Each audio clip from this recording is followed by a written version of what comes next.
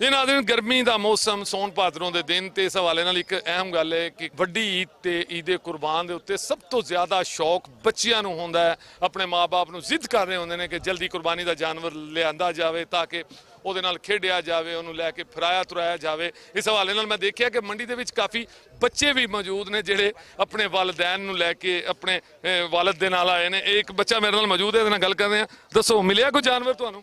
नहीं, पीछे एक पसंद आया था व्हाइट कलर का। वो एक 10 से नीचे नहीं जा रहा था, एक 8 लगाया, वो फिर भी नहीं मान रहा था। तो पापा से कहना था एक 10 ही दे दो। इतनी रेंज नहीं है ना, एक 8 की रेंज है। तो 2000 रुपया कम है आपके पास? तो पापा से कहो मैं दे दूंगा 2000 रुपया। हाँ पापा से बात करो, 2000 मैं दे दूंगा। एक 8 लेके आए हो ना आप, 2000 7 न्यूज़ देगा आपको। ठीक है, चलो पापा से बात करें, 2000 हम देंगे आपको। अब वो पीछे रह गया। हाँ इसका मतलब है आपने एक 8 में ही लेना है। चलें चलते हैं, आपका सौदा करवाते हैं कहीं, ठीक है? आओ मेरे साथ, कोई ना कोई सौदा करवाते हैं आपका। जी बिल्कुल, एक होर वैड़ा इत्थे विकिया जी। किन्ने दा बेचिया जी भाजी? 9.5 किन्ने दा विकिया? 1.5 लाख का। ਕਿਹੜਾ ਇਹ ਵੈੜਾ ਜੀ? ਉਹ ਵੱਡਾ ਵੈੜਾ। ਅੱਛਾ ਜੀ, ਤੁਸੀਂ ਲਿਆ ਜੀ? जी जी ਪੈਸੇ ਦੇਤੇ ਨੇ? जी पैसे देते जी। ਇਹ ਪੈਸਿਆਂ ਨੂੰ ਤੁਸੀਂ ਸੁੰਘਿਆ ਹੈ। ਤੁਹਾਨੂੰ ਪਤਾ ਇਹਦੇ ਚੋਂ ਮਹਿਕ ਲੈਦਾ ਆਂਦੀ 5000 ਦੇ ਨੋਟ ਚੋਂ ਜਿਹੜੀ ਵੀ ਦੌਲਤ ਹੋਵੇ ਉਹਦੀ ਮਹਿਕ ਇੱਕ ਲੈਦਾ। ਲੈ ਕੇ ਦਿਖਾਈ ਇੱਕ ਦਫਾ, ਫਿਰ ਮੈਂ ਤੁਸੀਂ ਕਰੋ ਨਾ, ਉਹ ਮੈਂ ਨਹੀਂ ਲੈਣੀ ਮਹਿਕ। दौलत दी महक लैदा है। ले लिया जी? जी सर, कितने का लिया? ये हमने लिया है 145 का। अच्छा, कब ईद वाले दिन कुर्बान करना है? हाँ जी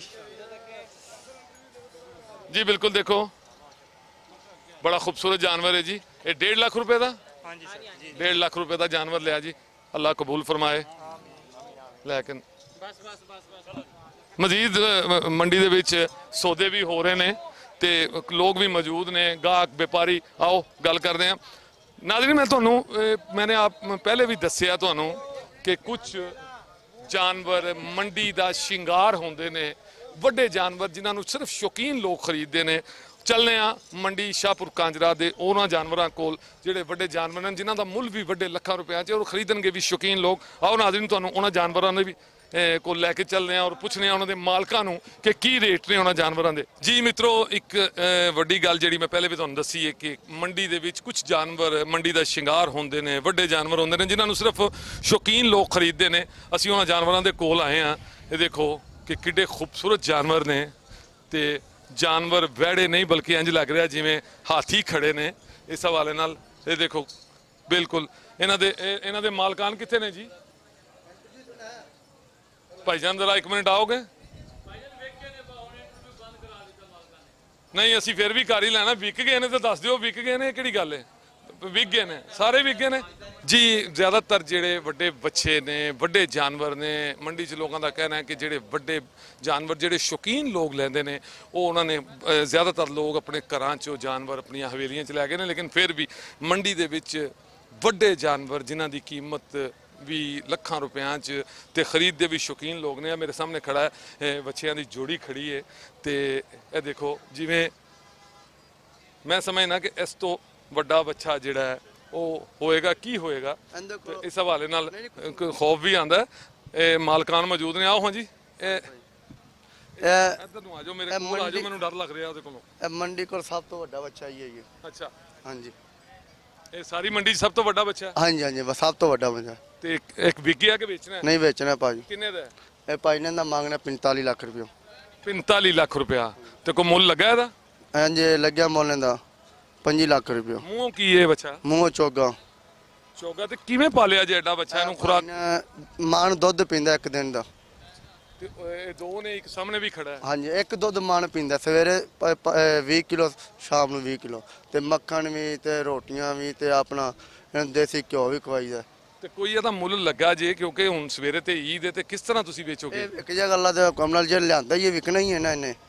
ਅਜੇ ਵੀ ਤੁਹਾਨੂੰ ਉਮੀਦ ਹੈ? ਹਾਂਜੀ ਉਮੀਦ ਹੈ। ਕੋਈ ਬੰਦਾ ਆਪਣਾ ਨੰਬਰ ਦੇ ਗਿਆ ਹੋਏਗਾ, ਕਹਿ ਗਿਆ ਹੋਏਗਾ ਹਾਂਜੀ ਕਿ ਇਹਨੇ ਮੁੱਲ 'ਚ ਮੇਰਾ ਹੈ? ਹਾਂਜੀ ਠੀਕ। ਕੀ ਮੁੱਲ ਲੱਗਾ ਲਾਸਟ ਇਹਦਾ? ਲਾਸਟ ਦਾ 5 ਲੱਗਾ ਜੀ। ਬਿਲਕੁਲ, ਚੁੱਕੇ ਇਹਨਾਂ ਦਾ ਕਹਿਣਾ ਕਿ 25 ਲੱਖ ਰੁਪਏ ਦਾ ਮੁੱਲ ਲੱਗ ਗਿਆ ਤੇ ਗਾਹਕ ਨੇ ਆਪਣਾ ਨੰਬਰ ਦੇ ਦਿੱਤਾ ਹੈ।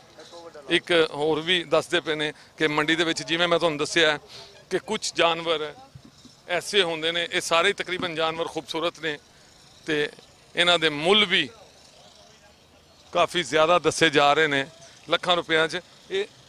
ਇਹ ਕਲਾਸ ਕੁਰਬਾਨੀ ਹੈ ਜੀ, ਔਰ ਸ਼ੌਕੀਨ ਲੋਕ ਇਹ ਕੁਰਬਾਨੀ ਕਰਦੇ ਨੇ। ਆਓ ਜੀ ਤੁਹਾਨੂੰ ਕੁਰਬਾਨੀ ਦਾ ਇੱਕ ਹੋਰ ਵੱਡਾ ਜਾਨਵਰ ਦਿਖਾਣੇ ਆ। ਮਾਸ਼ਾਅੱਲਾ ਮਾਸ਼ਾਅੱਲਾ, ਇਹ ਕਿਹੜੀ ਨਸਲ ਹੈ ਜੀ? ਇਹ ਬ੍ਰਹਮਣ ਇਹ ਉਹਦੇ ਨਾਲੋਂ ਭਾਰਾ ਹੈ? ਨਹੀਂ ਜੀ, ਭਾਰਾ ਕਾਲਾ ਹੀ ਹੈ। ਇਹਦੀ ਕੀ ਮੰਗਦੇ ਹੋ ਕੀਮਤ? ਇਹਦਾ ਮੀਆਂ 13 ਲੱਖ ਰੁਪਏ ਮੰਗਦੇ। ਇਹਦਾ ਵੀ 13 ਲੱਖ ਰੁਪਇਆ? ਹਾਂਜੀ। ਤੇ ਕੋਈ ਲੱਗਾ ਇਹਦਾ ਵੀ ਮੁੱਲ? ਇਹਦਾ 8.5 ਲੱਗਿਆ। ਇਹ ਮਾਰਦੇ ਨਹੀਂ ਏਡੇ ਏਡੇ ਬੱਚੇ? ਨਹੀਂ ਮਾਰਦੇ ਨਹੀਂ, ਘਰ ਦੇ ਪਾਲੇ ਹੁੰਦੇ ਨੇ, ਇਹਨਾਂ ਨੂੰ ਕਿਉਂ ਦੇ ਮੈਂ ਹੱਥ ਲਾਵਾਂ ਭਲਾ? ਲਾ ਲਓ ਭਾਜੀ। ਇਹ ਦੇਖੋ ਨਾ, ਨਹੀਂ ਕੁਛ ਨਹੀਂ ਮਿਲਦਾ। ਆ ਮਾਸ਼ਾਅੱਲਾ ਬਾਵਲਪੁਰ ਚੋਂ ਆਇਆ। ਮਾਸ਼ਾਅੱਲਾ ਮਾਸ਼ਾਅੱਲਾ। ਫੜ ਹਾਂ ਜ਼ਰਾ ਇਹਦੀ ਨਕੇਲ।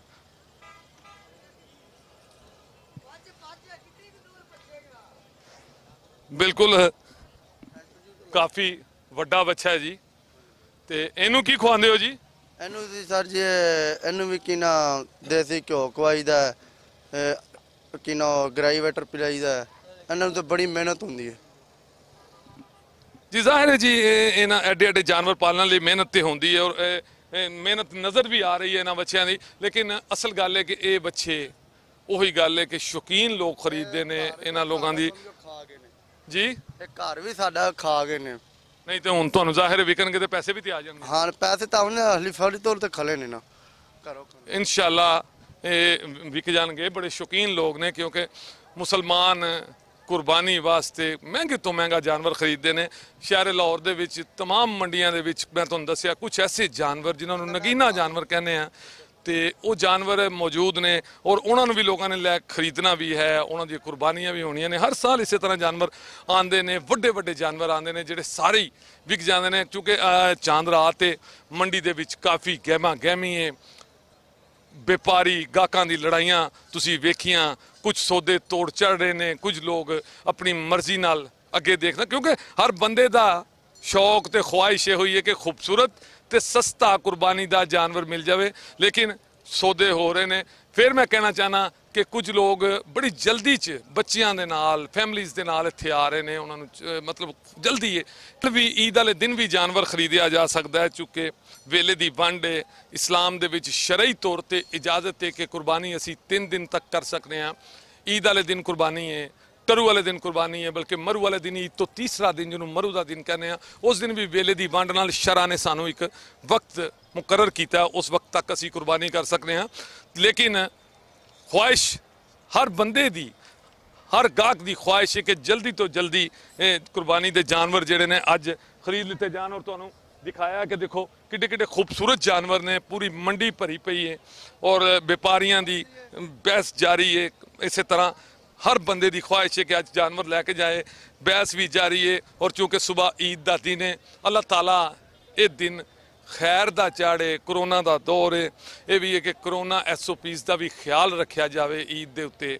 ਕਿਉਂਕਿ ਮੰਡੀਆਂ ਦੇ ਵਿੱਚ ਦੇਖ ਰਹੇ ਹਾਂ ਕਿ ਕੋਈ ਖਿਆਲ ਨਹੀਂ ਰੱਖਿਆ ਜਾ ਰਿਹਾ, ਕਿਉਂਕਿ ਅੱਲਾਹ ਦੀ ਸਪੁਰਦ, ਅੱਲਾਹ ਦੇ ਨਿਜ਼ਾਮ ਨਾਲ ਹੀ ਚੱਲੇ ਨਾ, ਸਾਰਾ ਨਿਜ਼ਾਮ ਹੀ ਉਸ ਮਾਲਿਕ ਸੋਹਣੇ ਦਾ। ਲੇਕਿਨ ਅਸੀਂ ਹਦਾਇਤ ਕਰਦੇ ਹਾਂ ਕਿ ਕੋਸ਼ਿਸ਼ ਕਰੋ, ਮਾਸਕ ਲਗਾਓ, ਕੋਸ਼ਿਸ਼ ਕਰੋ। ਮੰਡੀਆਂ ਦੇ ਵਿੱਚ ਇੰਨਾ ਰਸ਼ ਹੈ, ਲੇਕਿਨ ਚूँकि ईद का त्यौहार है, इस हवाले नाल इंतजामिया भी थोड़ी नरमी दिखा रही है मंडियां दे विच।